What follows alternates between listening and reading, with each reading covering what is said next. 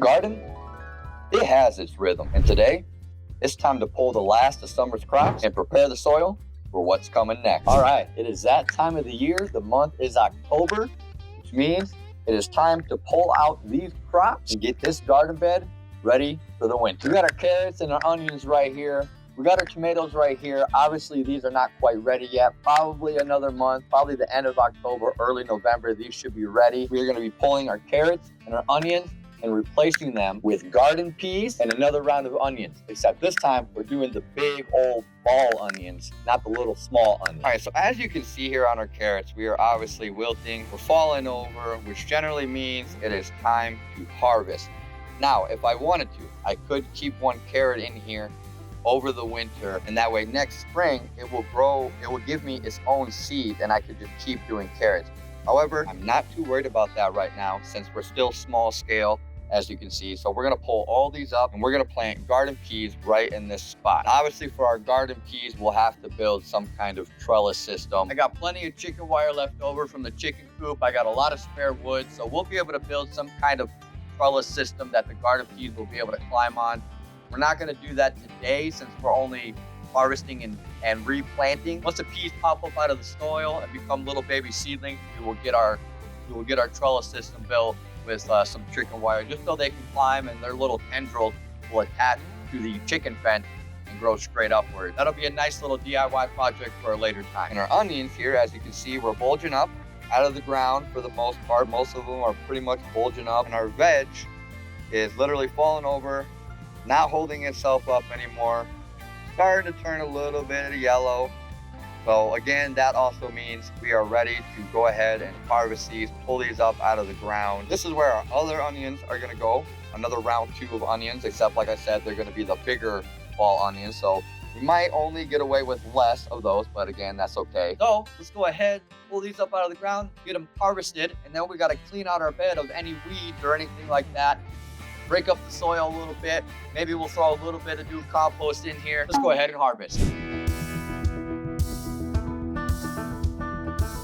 Look at that guy, not a bad size at all. Pick some of that dirt off. That's a good size. Nice harvest right there. Woo, another good one. Another good one. That might be the biggest one so far. There it is. There's all our onions. That's a pretty good size. Woo, I can smell that behind the camera. Wow. Woo! They smell like onions. Here's our onion harvest. 1, 2, 3, 4, 5 onions. This one looks like it might be the biggest one of the bunch, smallest one of the bunch. But overall, hey, not too bad. Now we gotta go ahead, pull up these carrots. All right, here we go for the carrots. We might as well take this guy first. Lone soldier in this row. Yeah, I mean, you know, it's not bad. Hey, not every harvest is perfect, but it's progress. And that's what matters. Let's pull the rest of these up.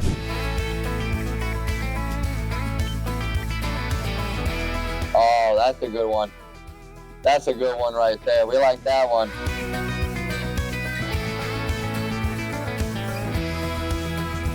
Nice. There we go. Check it out. There's our carrot harvest. 4 nice carrots. We got some pretty good ones in here. Got a little baby one.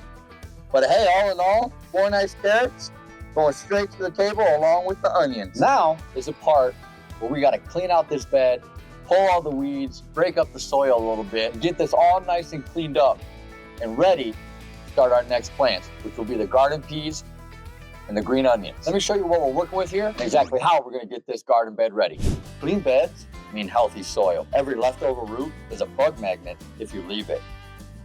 Nothing goes to waste. Even the scraps go back into the compost. This is where the next season starts. Feeding the soil so it can feed us. You see, good soil is kind of like a savings account. Invest now and you'll withdraw all season long. And remember, winter doesn't mean stopping. It just means planting something different. So now that we got our garden bed all ready to go, let's go grab our seeds. Let's start planting.